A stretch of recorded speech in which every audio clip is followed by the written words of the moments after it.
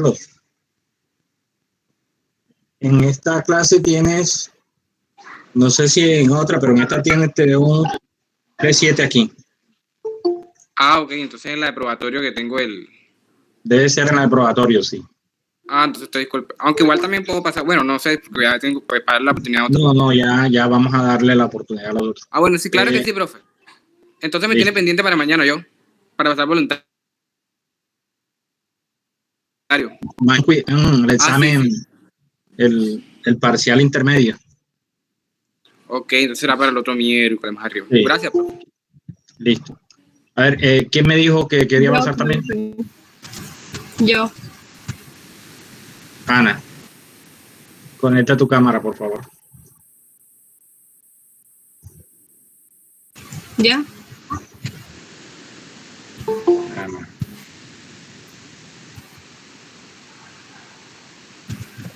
Deja que entre porque a ver si no me están interrumpiendo. Deja para ver que entre más, porque estoy metiendo.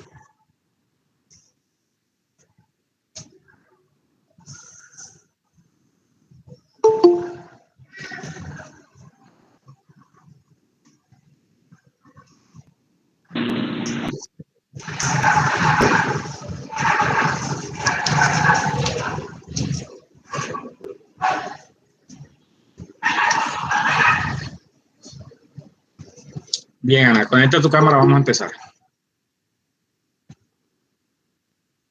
Listo. Bueno, la clase pasada. Espera tu momentico, fijo tu cámara. Espérate.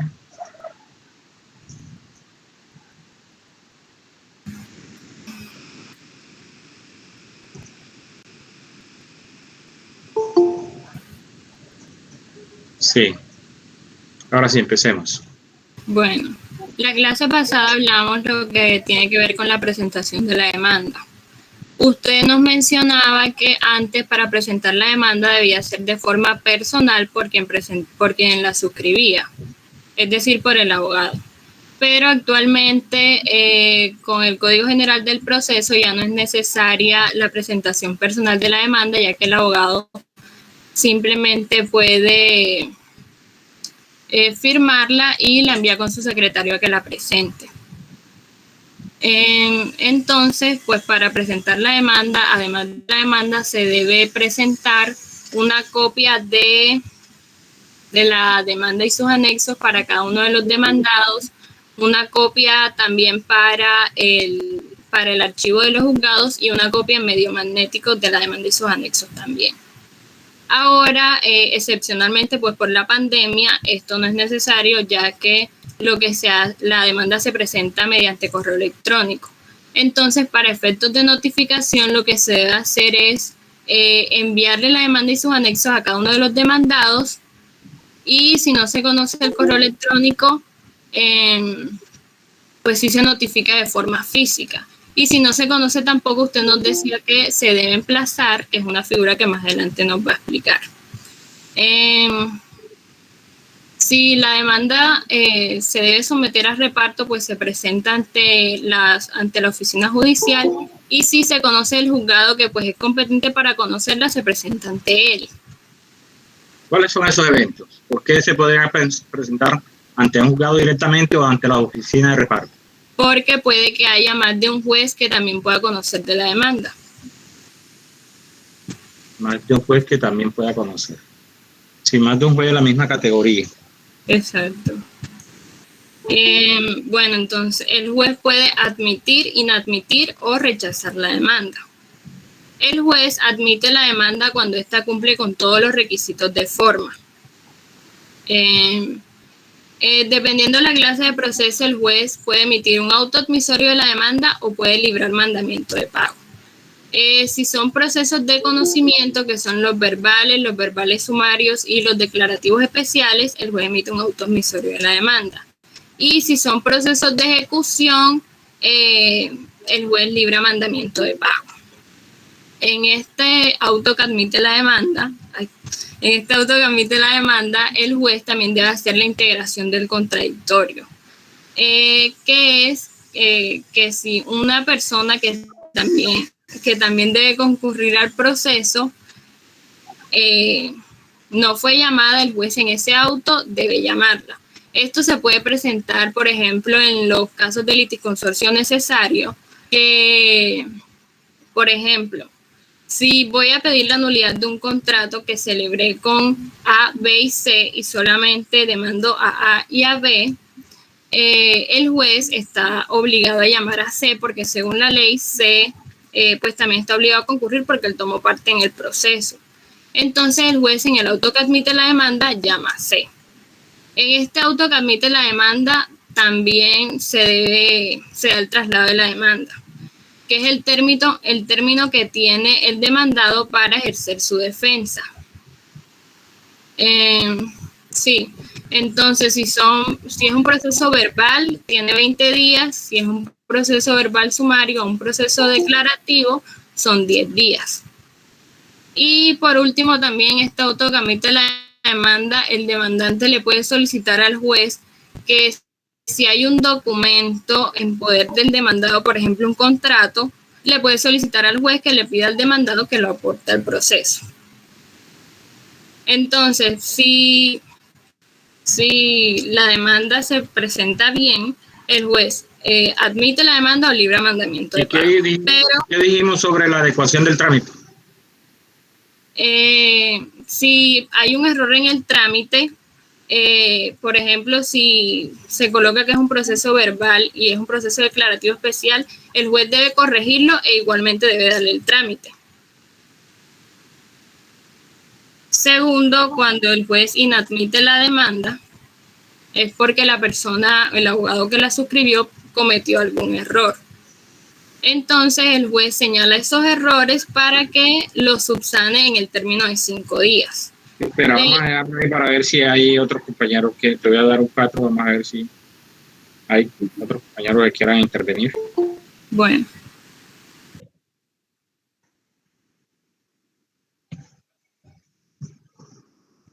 ¿Quién más? A ver.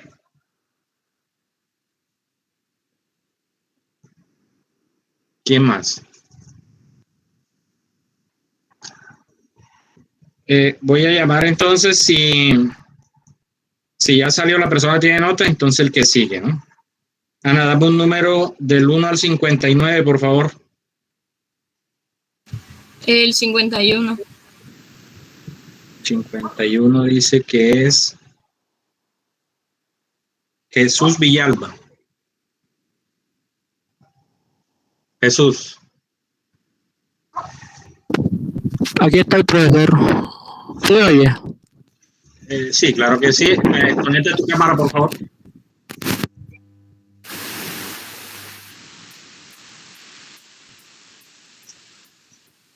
Jesús, estamos hablando de la inadmisión de la demanda. ¿Qué es esa figura?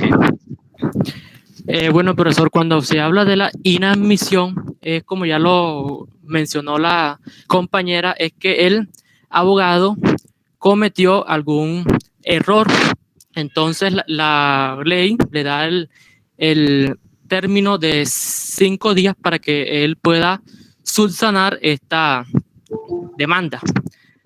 También tenemos que en el artículo 90 del Código General del Proceso señala unas causales de inadmisión, y estas causales son 7, dentro de las cuales tenemos primero, cuando no se presentan los requisitos formales. La segunda, cuando... Espera, que no es para ir pasándolo así como que... ¿Eso es requisitos formales? ¿Qué quiere decir eso? Bueno, profesor, estos requisitos... bueno, cuando se habla de los requisitos formales, quiere decir que esta demanda tiene que estar presentada en debida forma. Es decir, que reúna, digamos, todos esos anexos, que esté, digamos, bien... No. Una cosa son los anexos y otra cosa son los requisitos de forma. Son diferentes. Es más, ahorita mismo vas a hablar de la segunda causal. Entonces, ahí hace la diferencia. Una cosa son los anexos y otra cosa son los requisitos de forma. ¿Cuáles son los requisitos de forma? No tiene sonidos, no te escucho. Ahora sí. Ahora que bueno, profesor, los requisitos de forma son, por ejemplo, que esta demanda tenga sus pretensiones, que tenga, digamos, el juzgado al cual va dirigido, que especifique, digamos, a la persona a la cual se está demandando, que tenga los hechos, que tenga, digamos, las pruebas. Eso, profesor. Esos son los requisitos de forma. Se le llama requisitos formales porque es lo que le da forma a la demanda, es el contenido de la demanda. Exactamente. Bien. Señor. El segundo causal tenemos es cuando no reúne, cuando los anexos, o sea, cuando esta demanda no reúne los anexos que la ley ordena. Y en estos anexos son, por ejemplo, si la demanda necesita, digamos, cierto documento, por ejemplo, pruebas, dictámenes periciales, etcétera. Cuando vimos anexos, vimos unos que son obligatorios y otros que son opcionales si la persona los va a usar. ¿Cuáles son esos obligatorios, Jesús?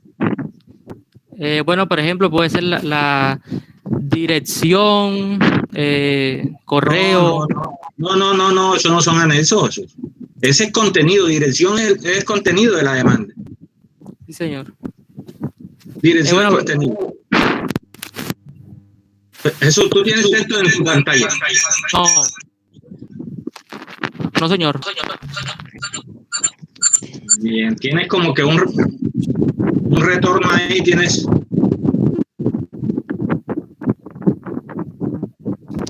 Bien. Jesús. Dígame. Hay unos anexos que son obligatorios. Nosotros empezamos, cuando vimos anexos, vimos unos que son obligatorios. Hay uno que no puede faltar a menos que tú seas abogado y lo presentes en nombre propio. ¿Cuál es ese? Bueno, profesor. Dentro de los anexos debe presentar el poder el cual la persona le da al abogado para que éste pueda representarla. Es el primer anexo, el poder. Uh-huh. Y hay otros anexos ahí que, por ejemplo, de las personas jurídicas. Bueno, también si es una persona jurídica, se le pide, por ejemplo, un NIT, el cual, digamos, consta de que... No. O sea, profesor, se le da un certificado el cual consta de que esa persona es la que está, digamos, representando a dicha empresa o a cualquiera, digamos, entidad, por ejemplo. Mira, Jesús, la importancia que tiene esta pregunta y esta para hacer una retroalimentación, porque allí eso deberías tenerlo claro, ¿viste? Tú si pasas tu procedimiento y no tienes claro esa partecita, estamos graves. Por eso es que a mí me gusta recalcar en esto y volver sobre eso. Personas jurídicas, no me has dicho con exactitud qué es lo que se tiene que aportar como anexo. Porque, ¿qué es? O sea, sobre las personas... Sí, espera un momentito, te la planteo mejor. Tú vas a demandar a una persona jurídica o a ti te otorgó poder una persona jurídica para que tú demandes.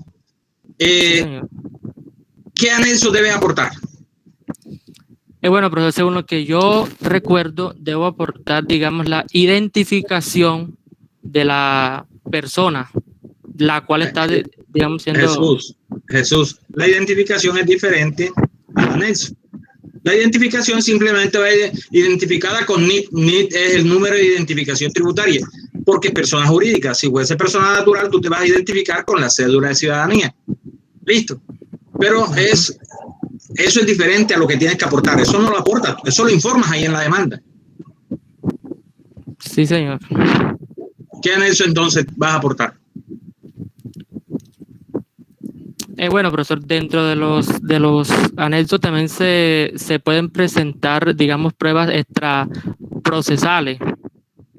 Pero espérate, es que te me va por la tangente porque es que quiero que eso quede claro. Así como tú tienes la duda, o la duda no, estás olvidando eso porque yo sí se los dije aquí. Es posible que muchos tengan ese problema también. Vas a demandar a una persona jurídica o a ti te da poder una persona jurídica, que eso es muy factible. Cuando tú salgas como abogado, eso va a suceder muchas veces si te dedicas al litigio. Entonces ahí hay un anexo obligado que tienes que llevar. No me has dicho cuál es, y es sencillo. ¿Cuál es ese anexo? No, pero no recuerdo ahorita mismo. El certificado de existencia y representación que piden las cámaras de comercio. Certificado de existencia y representación. Si la persona jurídica, como una ficción legal, como existe en el papel, yo tengo que probar su existencia. Pero además, como ella no puede actuar por sí sola, tiene que hacerlo a través de abogado. Y entonces, a través de una persona física. Entonces, hay un representante legal que es el que va a actuar, el que va a otorgar poder. ¿Listo? Sí, señor. Lo mismo sucede cuando son menores, incapaces, que no pueden acudir por sí solos, sino que tienen que hacerlo a través de su representante legal, ¿te acuerdas? Sí, señor.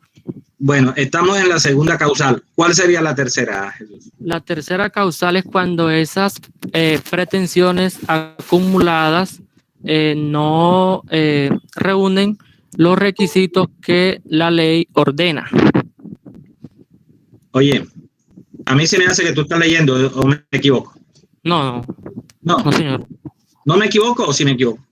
Se equivoca. Listo.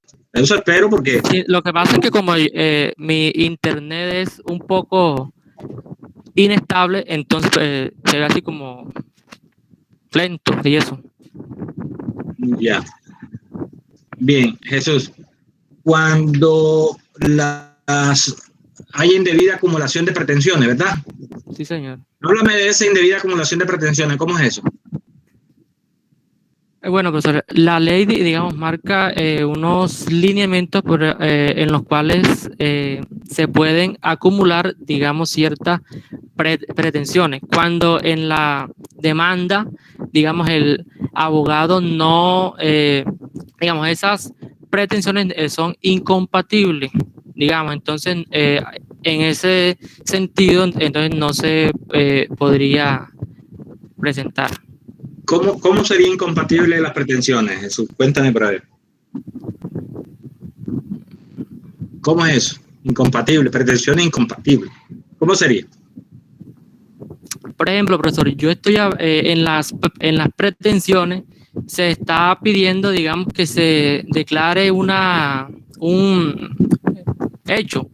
Entonces, sí, digamos que yo pido una cosa que es irrelevante, que no tiene nada que ver, digamos, con que se declare, digamos, que yo soy propietario de una casa. Entonces yo no puedo, digamos, pedir que se me conceda, por ejemplo, otra cosa que es diferente a la propiedad.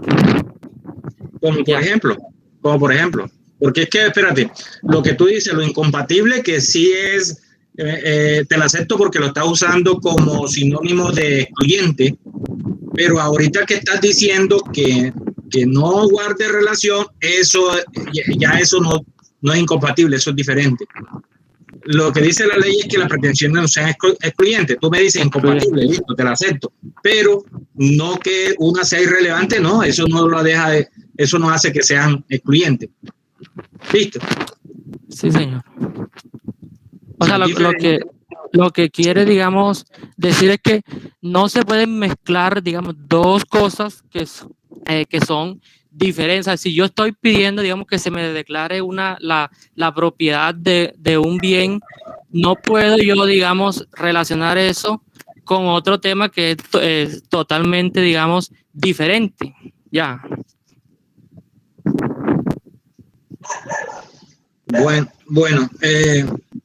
Las pretensiones sí pueden ser diferentes, ¿oíste? Lo que no pueden ser es excluyentes. Excluyente. ¿Qué significa excluyente? Que cuando tú pides una no pueda la otra sea contraria. Eso sí es excluyente, contraria a esa. Pero que sean diferentes sí pueden ser diferentes. Eso es diferente. ¿Listo? Hay una diferencia normalmente entre ser excluyente y ser diferente. Bien, dos personas pueden ser diferentes y pueden, ¿qué te digo? Estar como en el mismo lugar o algo, pero que sean contrarias, pues ahí como que choca con la física. Por ejemplo, yo les ponía el ejemplo, miren, en un cuerpo no puede ocupar, dos cuerpos no pueden ocupar el mismo espacio. Eso es excluyente. ¿Ves? Y no porque sean diferentes, no, puede ser, sino que sean excluyentes. A esa partecita tampoco la tienes clara, eso hay que mirar eso, ¿viste? Por favor, ponte así, sí, préstale más atención porque te cuento una cosa. Este procedimiento es sumamente importante, importantísimo, importantísimo. Ustedes no salen no manejando el procedimiento civil, que es la base de todos los procedimientos, van mal. Sí, señor. ¿Tienes qué más? Bueno, profesor, sí. Podríamos entonces hablar que la cuarta causal sería cuando quien presente la demanda sea un incapaz y éste actúe sin conducto de su representante legal.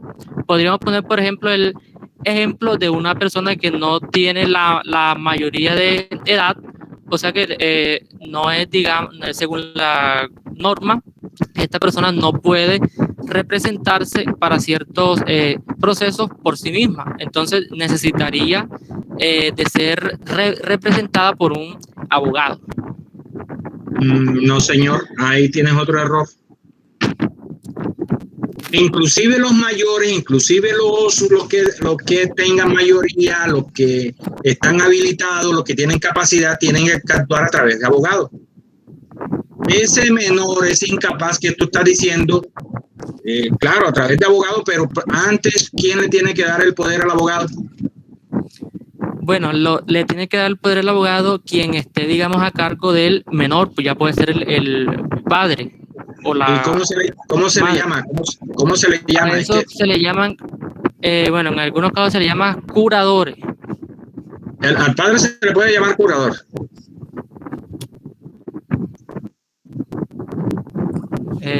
O sea, pero es la persona que está, digamos, a cargo de él. Tú dijiste que el padre se le puede llamar curador.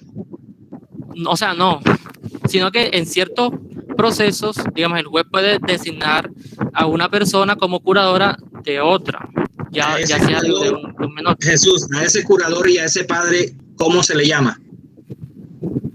¿Qué es de ese menor? Representante legal. Representante legal. Acuérdate cuando vimos representación. Ojo, eso yo creo que sí tienes la idea. Lo que pasa es que te falta lectura y a veces la comprensión. Por eso es que yo le insisto aquí, cuando estoy desarrollando la clase, por favor pregunten cualquier inquietud, no se queden callados, porque es el momento para aclarar cualquier duda que tenga. Vamos a dejar ahí, te voy a dar un 3-3, pero te voy a sugerir que sigas leyendo mucho porque tienes mucho pasivo, ¿viste? Bueno, profesor, gracias. Bueno, a ver, otra persona, vamos a llamar a un tercero, otra persona. Jesús, dame un número del 2 al 59, por favor. Número 47. El 47 dice que es Eileen.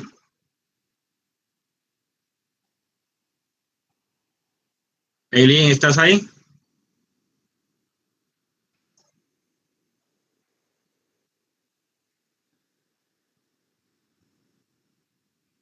No está Eileen. Otro número, Jesús. 33. 33 dice que es Valentina Merlano. El que no conteste tiene 0. Que no asiste al llamado tiene 0. Valentina.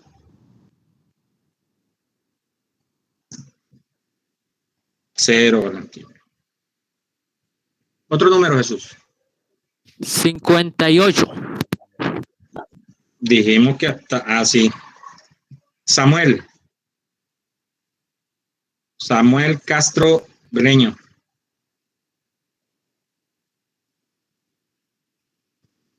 Samuel.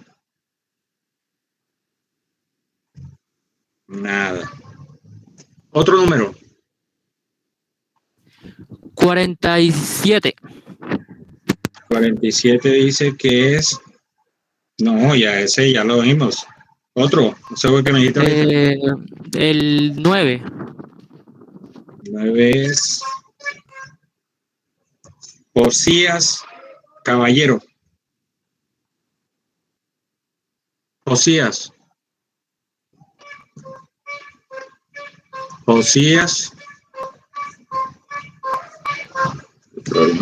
Ahí quiere salir. Pero vamos a dejar ahí porque si no termino poniéndole 0 a todo el curso. Vamos a continuar.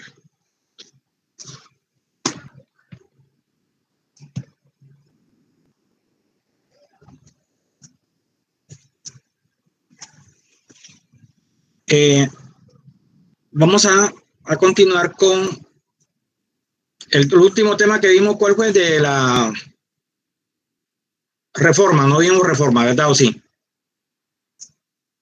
No, quedamos en retiro de la demanda. Muy bien. Después del retiro viene este tema apasionante que es el de la reforma. Con este tema de la reforma se ven dos temas más que son supletorios. Dice corrección, aclaración y reforma de la demanda. Artículo 93. Corrección, aclaración y reforma de la demanda. Veamos.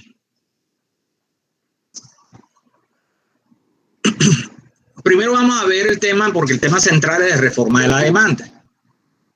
Y viendo reforma de la demanda y estableciendo en qué consiste la reforma de la demanda, pues sacamos por deducción y hasta exclusión los temas de corrección y aclaración. En todo caso, tanto la corrección, aclaración y reforma de la demanda es una modificación de la demanda. Constituye una modificación de la demanda. Cuando yo estoy aclarando, corrigiendo o reformando, estoy modificando la demanda. Pero cuando hablamos de reforma de la demanda, esa modificación se centra en 4 de sus contenidos,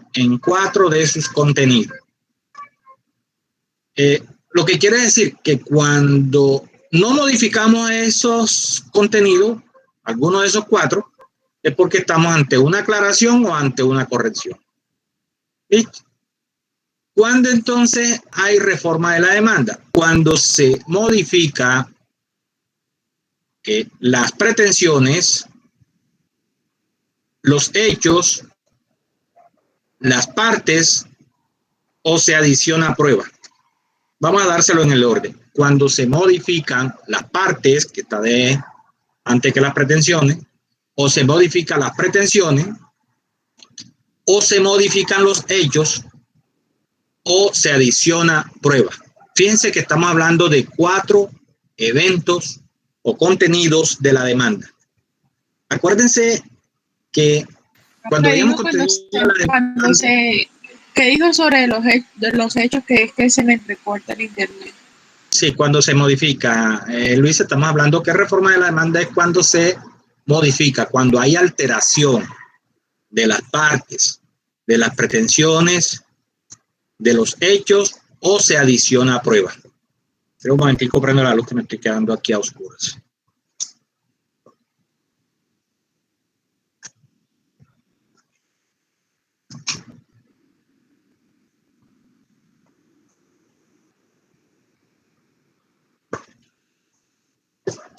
Entonces, Pero esos 4 contenidos, observen ustedes que cuando hablamos allá de las pretensiones, de los hechos y de las pruebas, decíamos, este es el núcleo de la demanda porque es lo más importante de la demanda.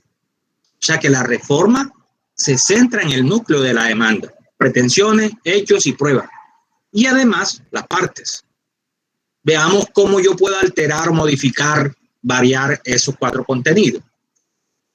Cuando se trata de las partes y de las pretensiones, la norma dice no se puede cambiar totalmente. O sea que yo puedo, en tratándose de las partes o las pretensiones, puedo incluir o excluir alguna de las personas que conforman las partes, incluir o excluir, pero no cambiarlas totalmente.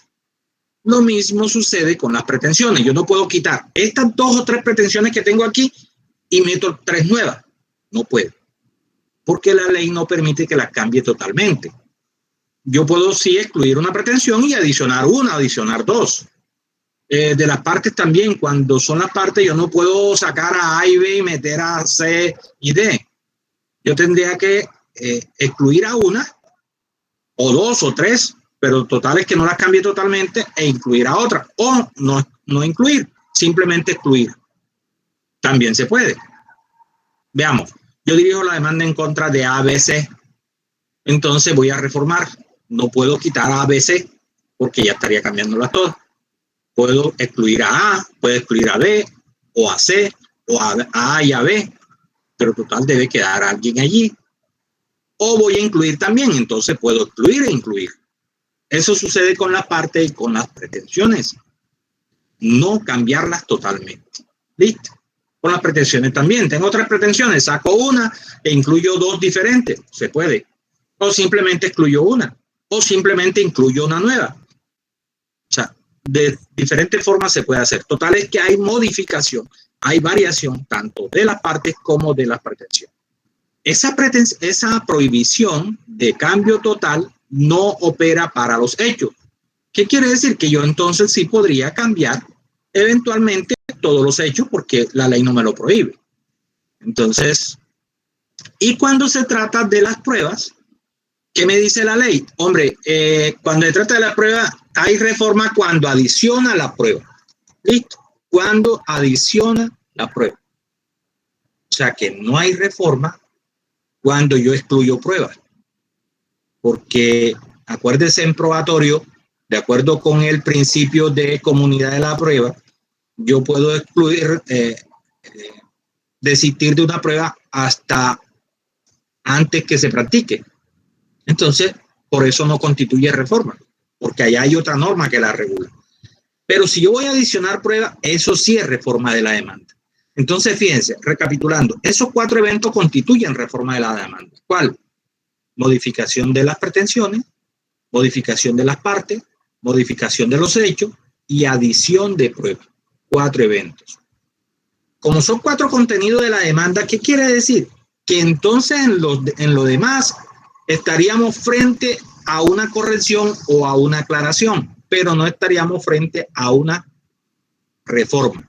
Ejemplo, yo digo, no, ese no es el juez al que yo voy a dirigir, yo modifico, bueno, eso lo decide el juez cuando inadmite, cuando rechace, por ejemplo, pero yo puedo decir, mire, no es el juez, cambio. En la dirección, yo puedo decir, mire, no es esta dirección, sino esta, estoy corrigiendo. Dirección, la cuantía no es esta, sino esta, estoy corrigiendo. Pero como es un contenido diferente a los 4 que acabamos de decir, partes, pretensiones, hechos y pruebas, entonces son correcciones. Aclaración es cuando yo le quiero dar el sentido, explicar en qué consiste, por ejemplo, un hecho, sin excluirlo, sin modificarlo. Yo digo, señor juez, para darle alcance, para darle claridad al hecho, lo que yo quise decir en ese hecho fue esto. Ahí estamos frente a una aclaración. Cuando algo, la pretensión no está clara, el juez es posible que le diga, mire, precise la aclaración.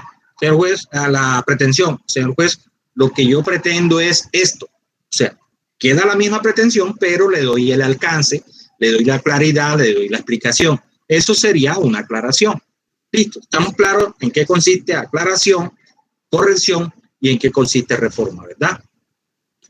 Cuando estoy en los 4 eventos, repito, partes, pretensiones, hechos y pruebas, estoy frente a una reforma. En los demás contenidos, cuando modifico los demás contenidos de la demanda o requisitos de la demanda, entonces no estoy frente a una reforma, sino frente a una aclaración o corrección, depende de lo que presente. ¿Quedamos claros? Bien, esta reforma solo se puede presentar una vez. Diferente a retiro, que acuérdense que lo puedo retirar todas las veces que yo quiera, siempre que no se haya notificado. La reforma, en cambio, se puede presentar una sola vez. O sea, que yo no puedo reformar ahora y después pretender reformar otra vez, ¿no? Y se debe presentar en forma integrada. Les voy a explicar en qué consiste en forma integrada. Resulta que antes de esta modificación del código, este nuevo código, pero esa figura, todas esas figuras estaban estudiadas en el código anterior. Este nuevo código dice que cuando yo voy a reformar, debo presentarla integrada. ¿Por qué? Porque el anterior código me permitía a mí que si yo iba a adicionar un hecho, simplemente adicionaba el hecho. Decía el señor juez, reformo la demanda adicionando el siguiente hecho. Listo, decía cuál era el hecho. Llamando como demandado o dirigiendo la demanda en contra de él. Listo, ahí modificaba la parte. Adicionando, excluyendo esta pretensión. Listo, eso era la reforma. Es decir, simplemente presentaba un escrito donde aparecía la modificación. Ahora no, ahora el código dice que debe ser integrada y es que yo tengo que presentar nuevamente el escrito de demanda todo completo donde ya está incluida la modificación. Eso es presentarla integrada. Ya no puedo presentar un simple escrito donde diga, señor juez, adiciona este hecho y ya listo, un parrafito donde está el hecho que adicionaba. Antes se podía. Profe, ¿me puede volver a explicar eso, porfa, que me enredé? Sí, María José, lo que estoy diciendo es que, mira, antes cuando tú ibas a modificar, si ibas a modificar, adicionar un hecho, simplemente presentaba un escrito, ponle tú un memorial de una página donde iba el hecho que tú ibas a modificar. Señor juez, adiciona este hecho. O señor juez, simplemente decía, reforma la demanda excluyendo el hecho 5, por decir algo. Ya, eso era reforma. Señor juez, reformo la demanda llamando como demandado o adicionando como demandante al señor X. Eso era la reforma. No necesitaba sino un párrafo o un escrito. Ahora cuando la norma te dice que tienes que presentar la reforma integrada, ¿qué quiere decir? Que tú tienes que volver a reproducir el escrito de la demanda todo completo donde ya esté incluida la modificación. O sea, es como repetirla toda, pero ya incluyendo la modificación o la exclusión o la adición, listo, pero ahí ya está incluida. Esa es presentación de la reforma integral. ¿Queda claro? ¿Alguna inquietud? Por favor, jóvenes, si tienen inquietud, no se cohíban en preguntar, porque lo malo no preguntar. Yo les pregunto, una pregunta, y cuando uno la entrega hace la claridad de que están aplicando las modificaciones, etcétera, sí se entrega. Mira, cuando se presenta el nuevo documento. Sí, lo que pasa es que cuando tú vas a presentar la reforma, ahí en el encabezado de la reforma, seguramente tú vas a decir, señor juez, presento reforma de la demanda en los siguientes términos, y reproduce, y ya el juez lo que va a hacer es comparior para ver en qué modificaste. Listo. Listo, profe. Gracias. Es más, hay algunos, he visto algunas reformas que saben qué hacen. Sombrean la parte que van a modificar. Y yo la parte que modifico es la sombreada, pero no hace falta porque como tú estás presentando otra vez la demanda, el juez tiene que mirar dónde estuvo la modificación. Y es más, como la demanda la reforma de la demanda se puede presentar desde que presentas la demanda. Si tú olvidaste algo y el mismo día te diste cuenta, te llegó una prueba, quieres modificar, y este hecho no era así como yo lo redacté, o esta pretensión no va, entonces simplemente tú el mismo día puedes presentar enseguida la reforma, porque la reforma se puede presentar desde que se presenta la demanda hasta antes que se fije fecha para la audiencia inicial. O sea, tiene todo ese trayecto. Lo que quiere decir que es posible presentar la reforma de la demanda antes que se notifica la parte demandada. fíjate que esa parte, eso antes en el código anterior no se permitía. ¿Qué no se permitía? Reformar la demanda antes que se notificara, porque era requisito de que todos estuviesen notificados. Ahora no. Ahora la norma te da un margen más amplio y dice, desde que presentas la demanda, como acabo de decirte, el mismo día si tú quieres, la puedes, pero ya la presentaste. Yo presento la reforma al día siguiente, hasta antes que se fije fecha para la audiencia inicial. Cuando se fija fecha para la audiencia inicial es porque ya las partes están notificadas. O sea, que en conclusión, podemos nosotros deducir de ahí, mejor deducir, no concluir, podemos deducir que se puede presentar la demanda antes de la notificación y aún después de la notificación hasta antes que se fije fecha para la audiencia inicial. Ahí hay una diferencia en cuanto al trámite, dependiendo del momento en que se presenta. Voy a hacerle la diferencia. Si yo la presento antes de la notificación, el juez, al admitir la demanda, si la presento antes de la admisión, el juez lo que va a admitir es la demanda reformada, ¿verdad? Si ya la admitió, él después admite la reforma. Tanto la admisión como la admisión de la reforma se notifica en forma conjunta a la parte demandada. ¿Listo? Se notifica conjuntamente. Pues cuando a usted le van a notificar una demanda que primero el juez la admitió y después presentaron reforma, entonces le tienen que notificar tanto el auto admisorio como el auto que admite la reforma. Bien. Pero veamos. ¿Cómo es el trámite cuando ya me han notificado? Cuando ya han notificado al demandado, entonces, y presentan la reforma, entonces juez ya fue porque ya admitió la demanda. Ahora también admite la reforma. Resulta que cuando eso es así, te van a dar el traslado de la reforma, pero la norma dice que es por la mitad del término inicial.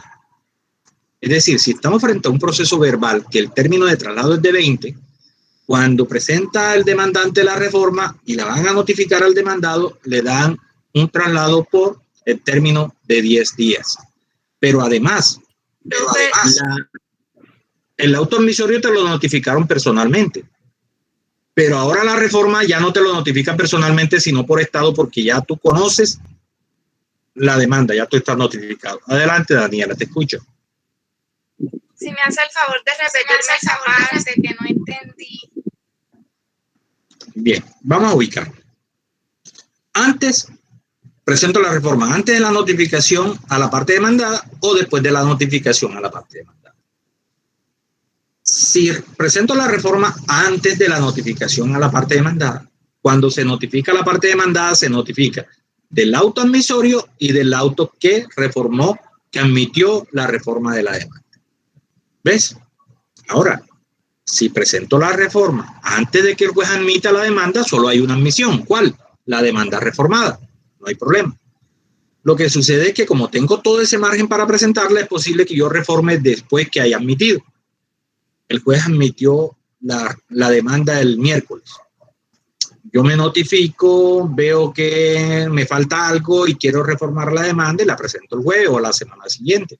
El juez admite la reforma. Entonces, en ese caso, cuando se va a notificar la parte demandada, se notifica el auto admisorio de la demanda inicial y se notifica el auto que admitió la reforma. Listo, no hay problema. ¿Hay cuánto traslado se le da? Pues todo el término, porque apenas le están notificando la demanda, es una sola notificación. ¿Cómo se le notifica? Personalmente, porque él no conoce la demanda, apenas lo van a notificar.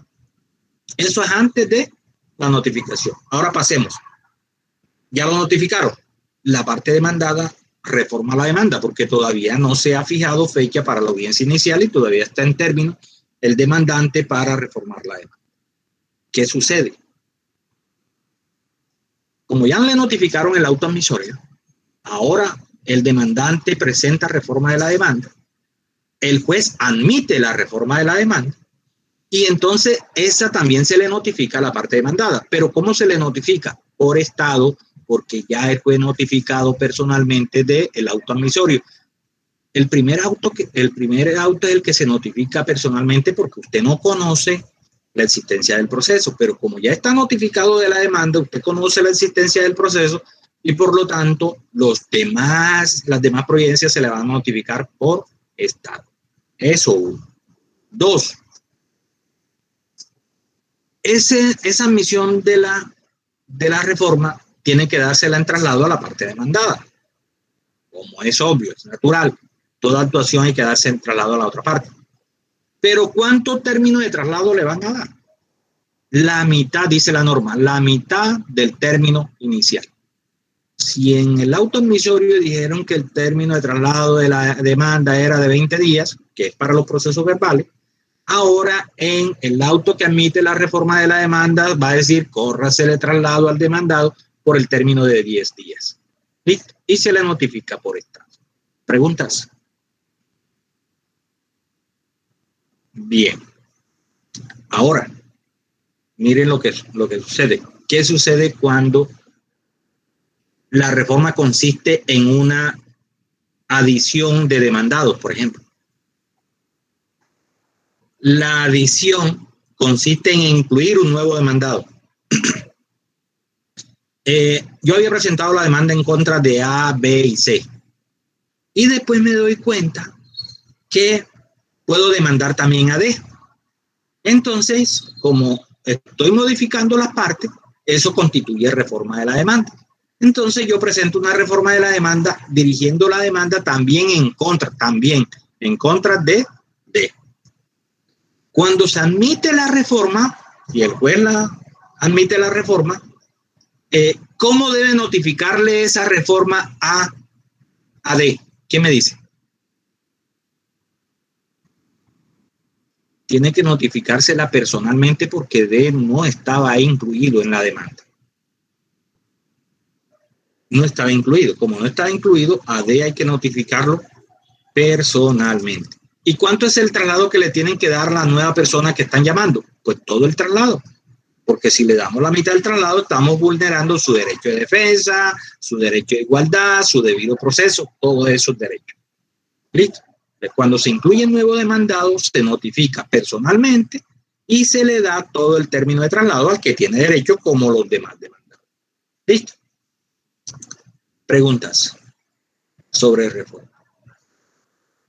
Ya saben que en las mismas oportunidades usted puede modificar cualquier otro contenido de la demanda que si es diferente a las partes, a las pretensiones, a los hechos y a las pruebas, entonces no es reforma, sino es aclaración o corrección, depende de lo que esté presentando. Preguntas.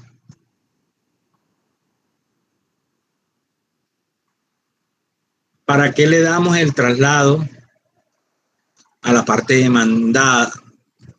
Para que se defienda ahora de la reforma, de lo que se está pidiendo en la reforma. ¿Listo? ¿Preguntas?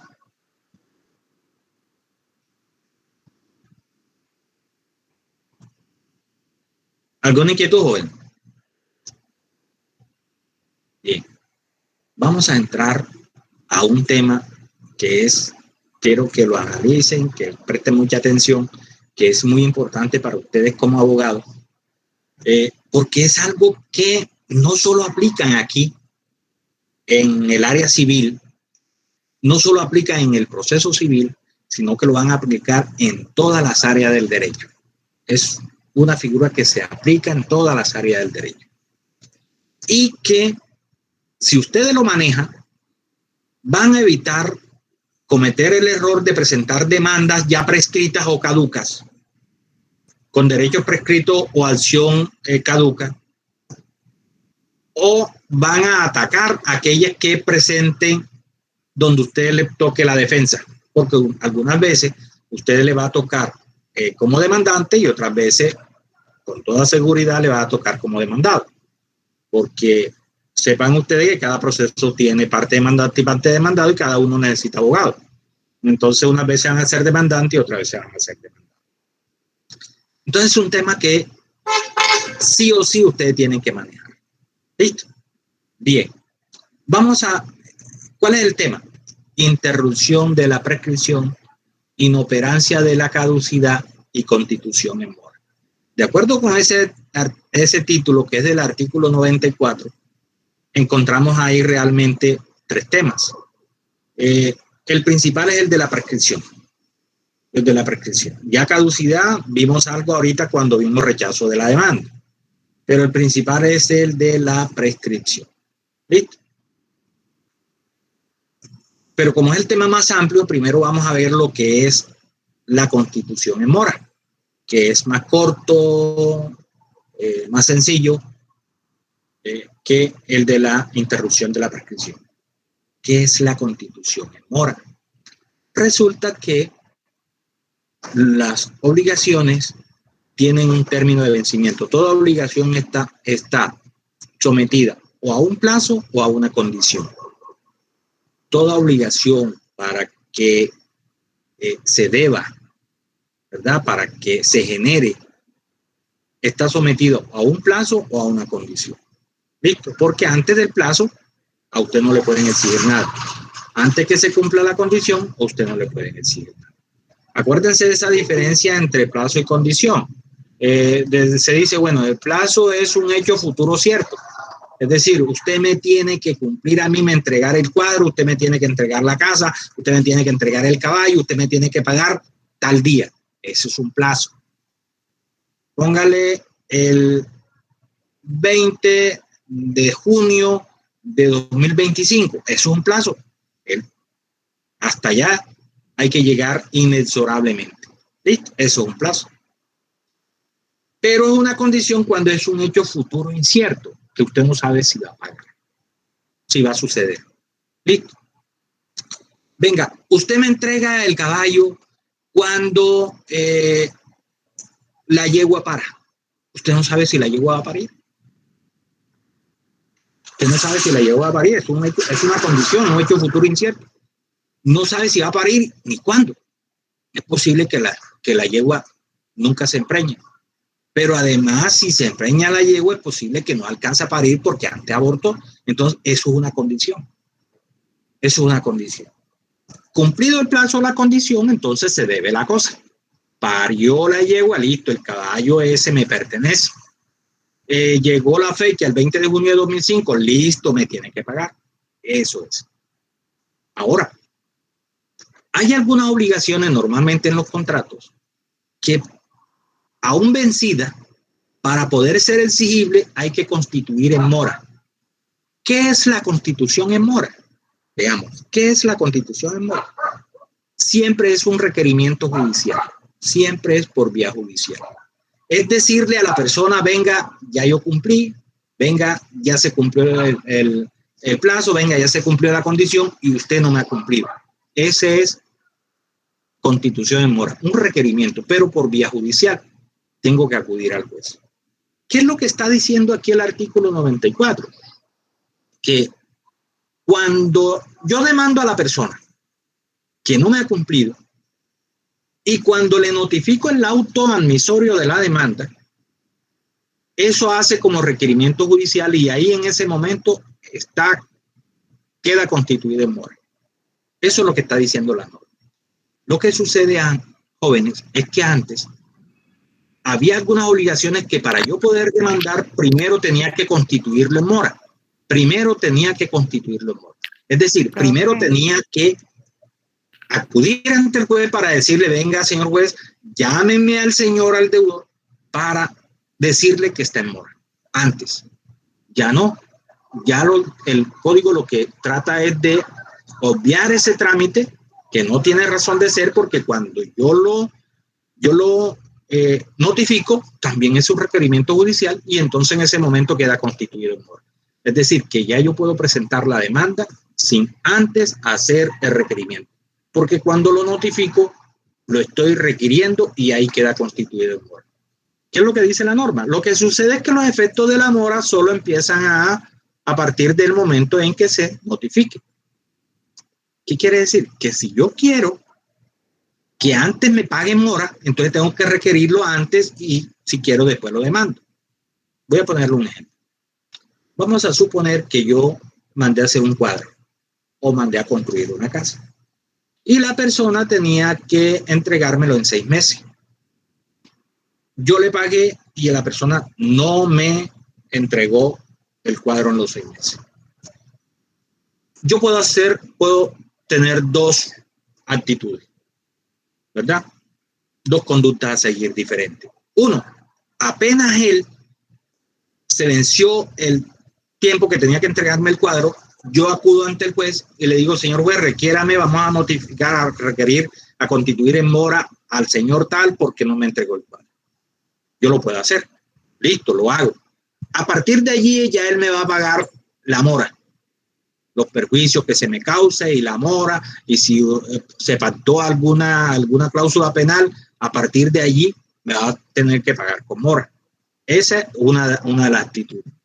Dos, yo no lo requiero en mora, sino que dejo pasar el tiempo porque por la amistad, a veces, por los negocios que hace la persona, que acostumbran a comerciar con esa otra persona,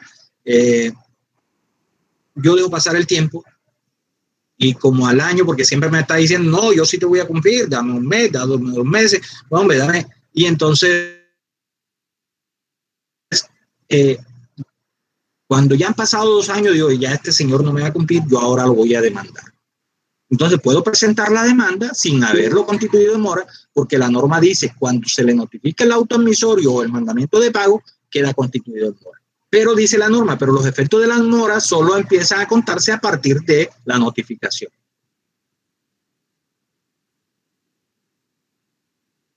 ¿Qué diferencia? Pagar mora enseguida. Si yo lo demando 2 años después, me va a pagar mora durante todos esos 2 años. En cambio que en el segundo caso, no me va a pagar mora durante todos esos 2 años, sino apenas a partir del momento en que yo lo notifico de la demanda, que yo lo demando y se notifica. Miren la diferencia. Esa es la diferencia de constitución en mora. ¿Preguntas? No hay. Bien. Ahora pasemos a ver este tema que es apasionante. Ahorita voy a tratar de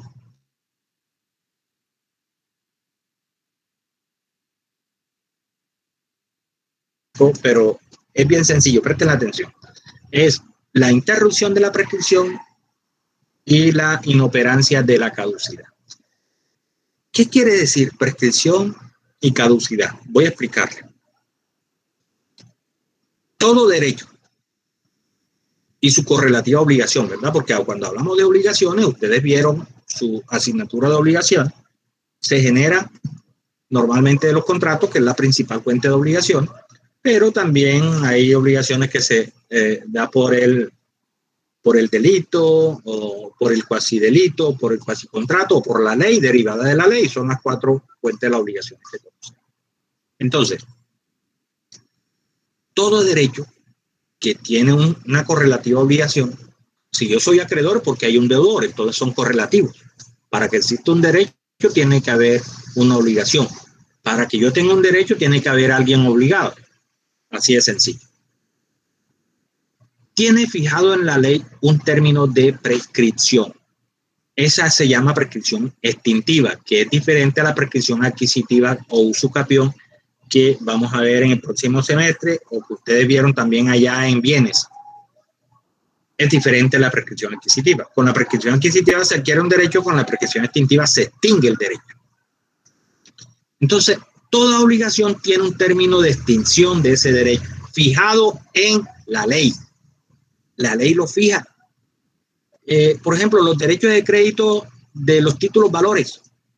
El 789 del Código de Comercio dice que prescriben en 3 años.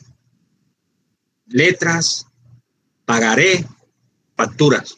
Como títulos valores prescriben en 3 años. El cheque tiene un término especial que es de 6 meses. Prescribe en 6 meses. Lo que quiere decir que si usted tiene una obligación a cargo de y a su favor tiene el derecho de crédito contenido en un cheque, y después del vencimiento de ese cheque usted no presenta la demanda, dentro de los 6 meses le prescribe el derecho.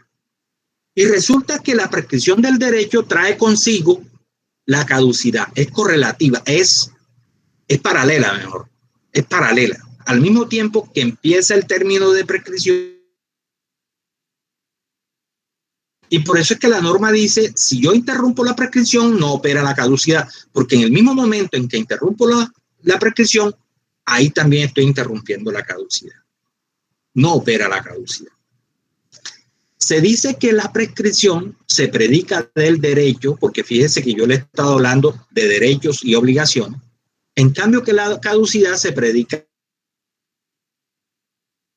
porque fíjense que en el artículo 90 lo vimos como una causal de rechazo. El juez no rechaza por prescripción, porque él no se puede meter con el derecho, porque eso es de las partes. El juez se mete con la acción porque él sí conoce de la demanda. Usted acciona ante el juez. Y entonces por eso la norma dice que cuando usted deja vencer el término y presenta la demanda, el juez le puede rechazar la demanda por caducidad. Por caducidad. Mientras que la prescripción se dice que es sustancial, porque se predica el derecho. Acuérdese que todo lo que tenga que ver con derechos es sustancial. Todo lo que tenga que ver con demanda, acciones, es procesal. ¿Sí? Entonces, esas son las figuras. Por allá en el artículo 2535, 2536, 2537, la norma le hace un listado la prescripción de las acciones. Por ejemplo, en el 2530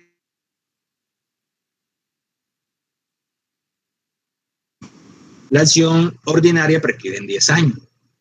Entonces, y hace un listado diferente. Y hay algunas normas especiales que dicen esta acción prescribe en tanto tiempo. Listo. Entonces, ojo con eso. ¿Qué hago yo para interrumpir esa prescripción? Eso es lo que vamos a estudiar aquí en el artículo 94. Encontramos tres eventos diferentes de interrupción de esa prescripción. Vamos a ver el primer evento. ¿Cómo logro de la demanda? Apenas yo presente la demanda, puedo, no, mire que no estoy diciendo estoy interrumpiendo, sino que puedo interrumpir la prescripción porque está sometido a una condición. ¿Cuál es la condición? Un sí, solo sí. ¿Se acuerdan los matemáticos?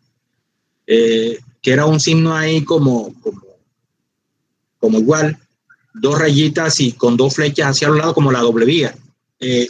Sí, solo sí, porque es una condición sin la cual no se puede dar, sine qua non. Yo puedo interrumpir la prescripción con la presentación de la demanda.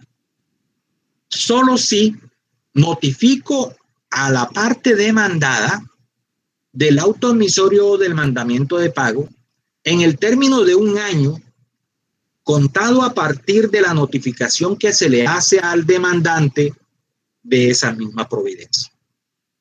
¿Qué quiere decir ello? Que yo presenté la demanda, ¿verdad? Vamos a suponer que yo presenté la demanda el 15 de enero. Ya están los despachos abiertos. La presenté. Admitieron la demanda por allá en febrero. Yo notifico al demandado, como, apenas admiten la demanda, al día siguiente se notifica al demandante, porque eso se notifica por estado.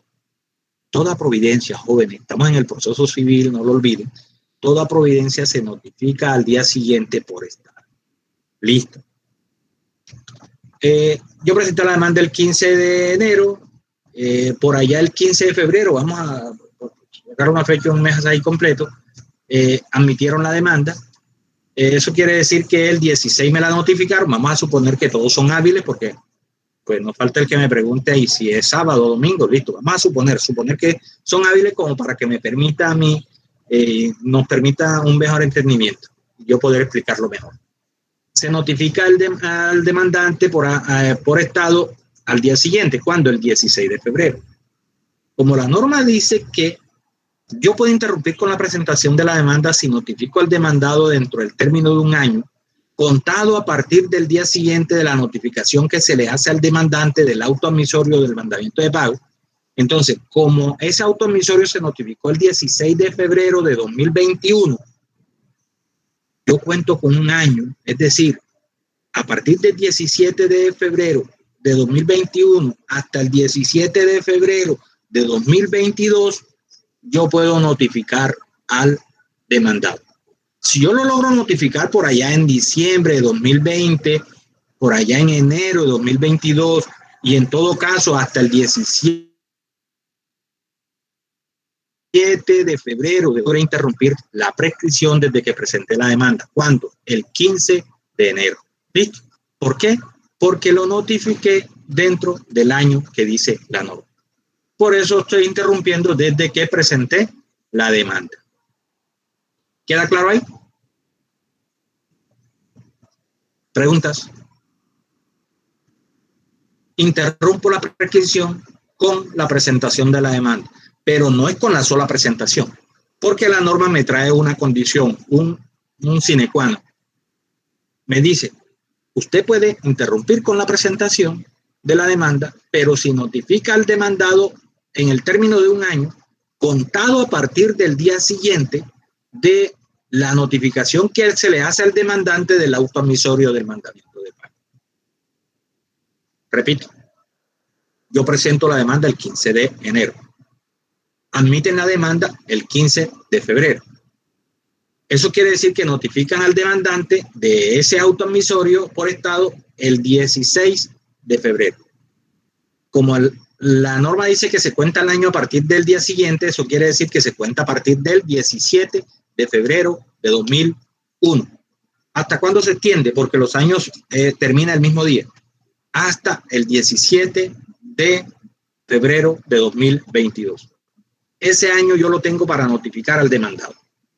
Si yo como demandante logro notificar al demandado al mes, a los 2 meses, a los 3, a los 4, a los 5, a los 6, a los 7, a los 8, a los 9, a los 10 y hasta el último día en que se vence el año, yo logro interrumpir la prescripción desde que presenté la demanda. ¿Cuándo? De enero. ¿Ofrece eso alguna dificultad, jovencitos? Creo que no, ¿verdad? Ese es el primer evento, con la presentación de la demanda. Para que estuvieran dormidos, pero yo imagino que están allí, ¿no? No creo que estén distraídos con este tema tan interesante.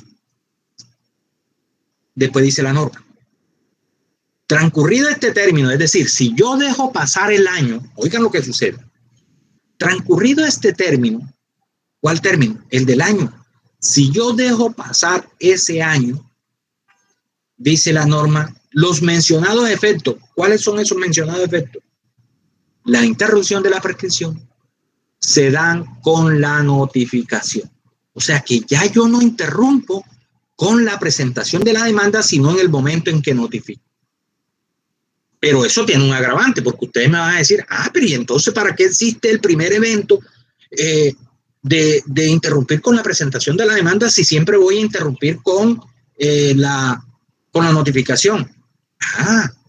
Porque es posible que cuando tú notifiques, si notificas por fuera del año, ya es posible que ya haya prescripción.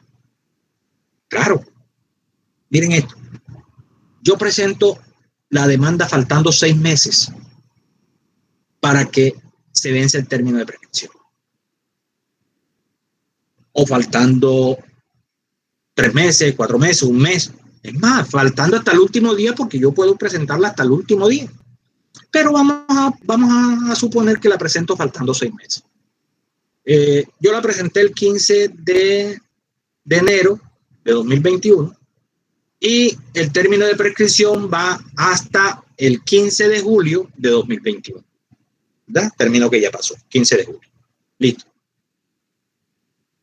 Como pudieron ver, si yo la presento el 15 de febrero, y si la admite el 15 de enero, y si la admite el 15 de febrero, yo tengo hasta el 17 de febrero del 2022 para notificar al demandado y todavía estoy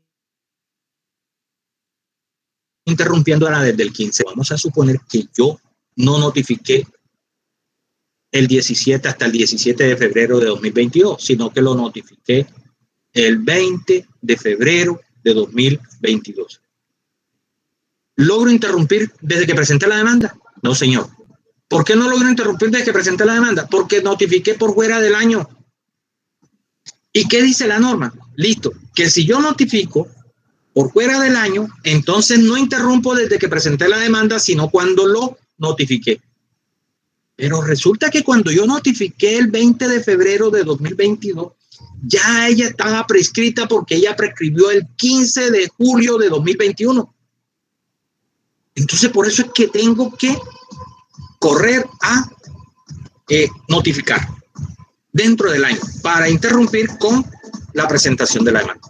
Ahora, si es una obligación, espera un momento y cierro ventanas porque empezó a caer la música.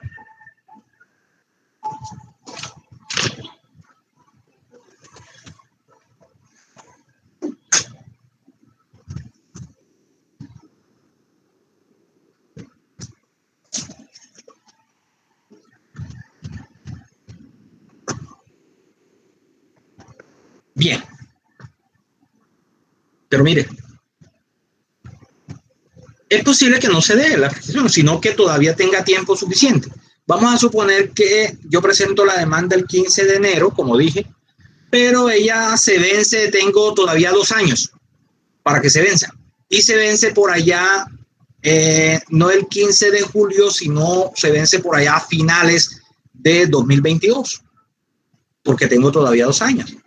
Entonces, yo no notifiqué dentro del año, no interrumpí desde el 15 de enero de 2021 que presenté la demanda, pero notifiqué por allá en marzo de 2022. Pero como vencía era en diciembre de 2022, yo ahí sí logro interrumpir con la notificación porque todavía estoy dentro del término de prescripción. Si estoy dentro del término de prescripción, yo notifico por fuera del año, interrumpo con la notificación porque todavía estoy dentro del término de prescripción. ¿Listo? Para ponerle un ejemplo, para que lo entendamos mejor. El aborto, va a ser un parangón ahí. El aborto está definido como la interrupción del embarazo, ¿verdad? Si una persona está a término para póngale el 30 de julio, último día de julio. Listo. Ahí sale el término. Si esa persona antes se interrumpe ese embarazo, la mala fortuna que en mayo o en junio o a mediados de julio interrumpe el embarazo, hay aborto, ¿verdad? Pero después del 30 de julio, por ejemplo, cuando ya la criatura nace el 30 de julio, ya después del 30 de julio jamás va a haber aborto, jamás va a haber interrupción del embarazo. ¿Por qué no hay interrupción del embarazo? Porque ya el muchacho nació.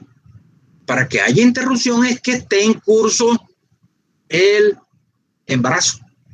Lo mismo acá. Para que haya interrupción es que se encuentre en curso el término de prescripción, que todavía esté contando.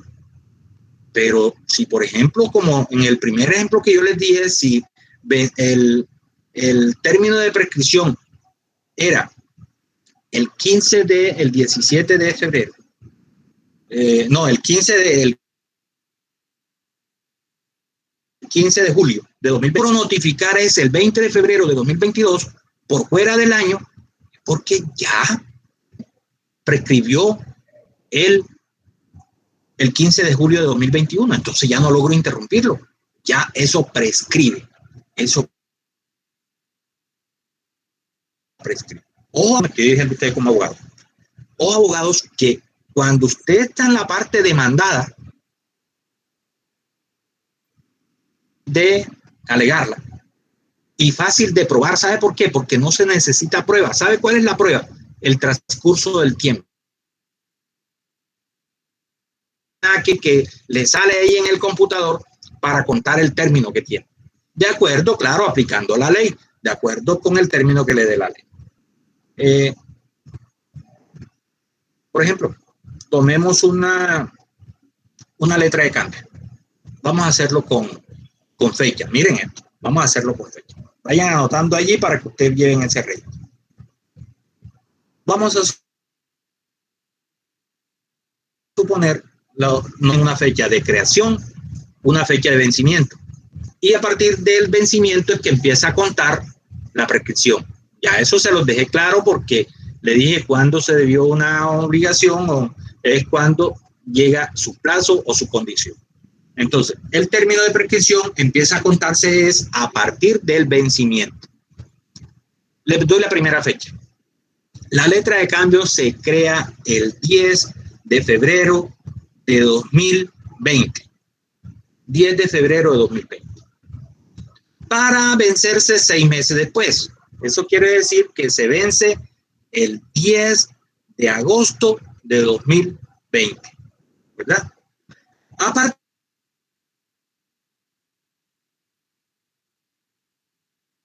como los títulos valores, salvo el cheque, o excepto el cheque, dije que el artículo 789 del Código de Comercio dice que prescriben en 3 años. Esos 3 años van del 10 de agosto de 2020 al 10 de agosto, 3 años. Repito, fecha de creación, 10 de febrero de 2020. Fecha de vencimiento, 6 meses después. Eso da 10 de agosto de 2020. El término de prescripción son 3 años, va del 10 de agosto de 2020 al 10 de agosto de 2023. Ese término, todos esos 3 años, yo puedo presentar demanda cualquier día de eso. Pero ojo, si la presento en el último año, faltando un año o menos, yo tengo que correr a notificar al demandado dentro del término del año, después que me notifican a mí del auto emisorio del mandamiento de pago. ¿Para qué? Para interrumpir con la presentación de la demanda. Ahora, si yo presento la demanda, enseguida venció el 10 de agosto, yo presento la presenté por allá en noviembre, póngale. Uy, yo tengo todavía de agosto, que es el mes 8 meses. O sea que a mí me quedan todavía 2 años y 9 meses. Yo me puedo pasar del año sin problema de notificarlo, porque si lo notifico durante ese tiempo, hasta el 10 de agosto de 2023, yo puedo interrumpir la prescripción sin ningún problema. El problema es que presente usted la demanda ya en el último año, que tiene que correr a notificar dentro del año siguiente a la notificación que se le hace a usted del auto emisorio del mandamiento de pago. Seguimos con las fechas, ya las tienen allí, ¿verdad? Seguimos con la fecha. Vamos a suponer que yo dije en noviembre, ¿verdad? 20 de noviembre de 2020, presenté la demanda. A los 3 meses y 10 días. 20 de noviembre, el juez admite o libre mandamiento de pago por allá el 5 de diciembre de 2020. ¿Listo? 5 de diciembre de 2020, libre mandamiento de pago. ¿Eso qué quiere decir? Que el 6 de diciembre me la están notificando el auto que libró mandamiento de pago, el 6 de diciembre. ¿Eso qué quiere decir? Que yo tengo un año, es decir, a partir del 7 de diciembre de 2020 hasta el 7 de diciembre de 2021. ¿Para qué? Para notificar al demandado. Si yo logro notificar al demandado en cualquiera de los días de ese tiempo, yo habré interrumpido la prescripción cuando presenté la demanda, que fue el 20 de noviembre de 2020. Lo notifico por allá en noviembre de 2021. No importa, porque iba hasta el 7 de diciembre de 2021. Todavía logro interrumpir desde que presenté la demanda por acá el 20 de noviembre de 2020. ¿Ves? La notifiqué en julio de 2021. También logro interrumpir desde el 20 de noviembre de 2020 que presenté la demanda. Ahora, por alguna circunstancia me dormí, me descuidé, porque normalmente eso es descuido de los abogados. Ahora le voy a hablar de lo grave que es eso, que se descuiden de esa forma. Ahora, yo me descuidé y logro notificar, no logré notificar hasta el 7 de diciembre de 2021, sino que logré notificar en marzo de 2022, o sea, por fuera del año, 3 meses después de cumplimiento del año.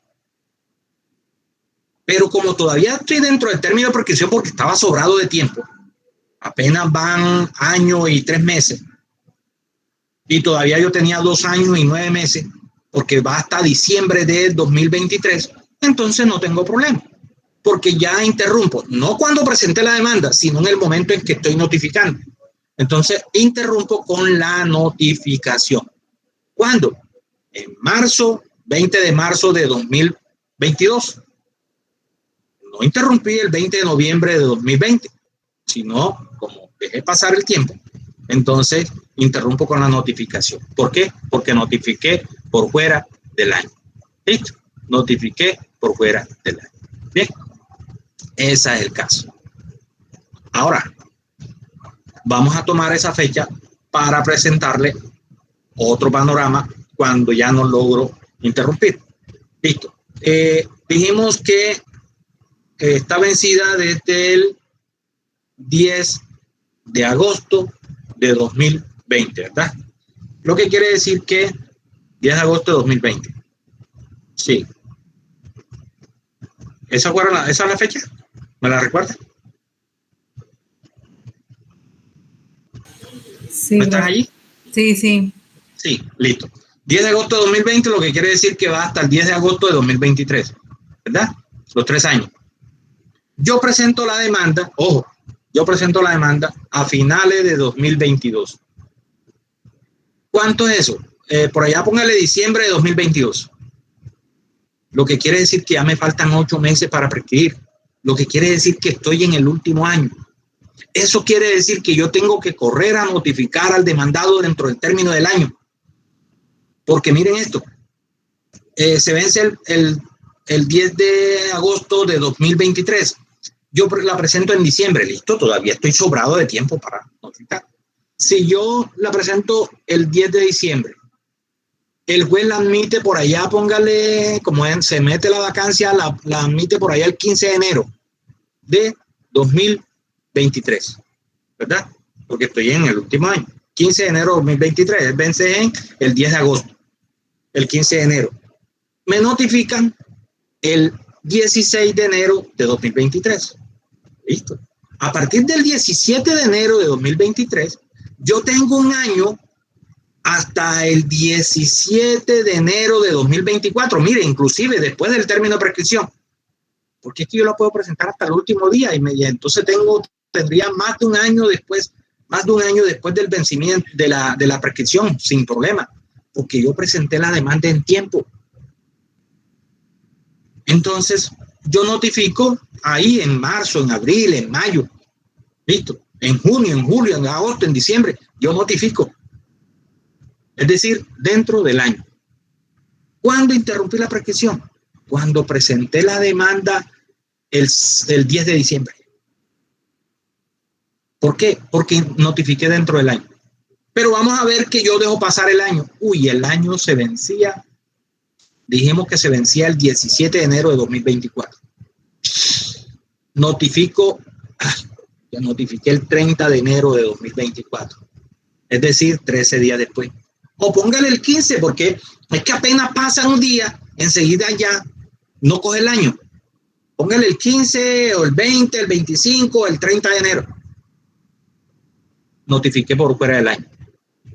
Pero ahí, como estaba en el último año, cuando notifico por fuera del año, también estoy por fuera del término de prescripción, porque el término de prescripción llegaba hasta el 10 de agosto de 2023 y yo lo estoy notificando por allá el 30 de enero de 2024.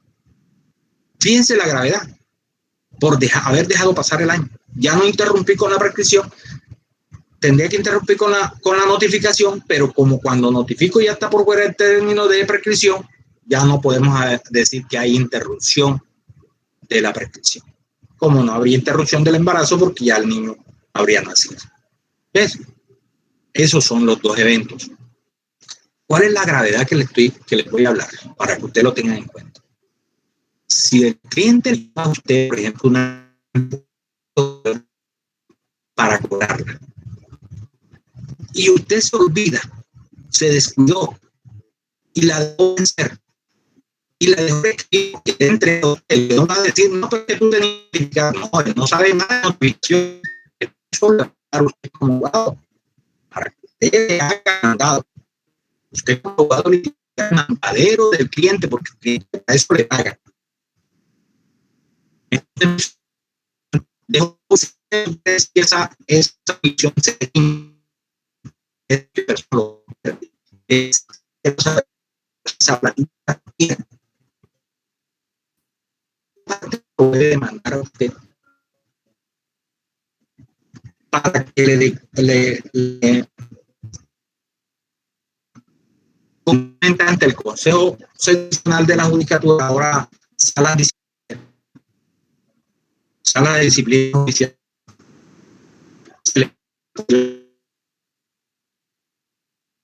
Ya tendría que pagar. Porque la juzgado responde con eso. Tenemos bien.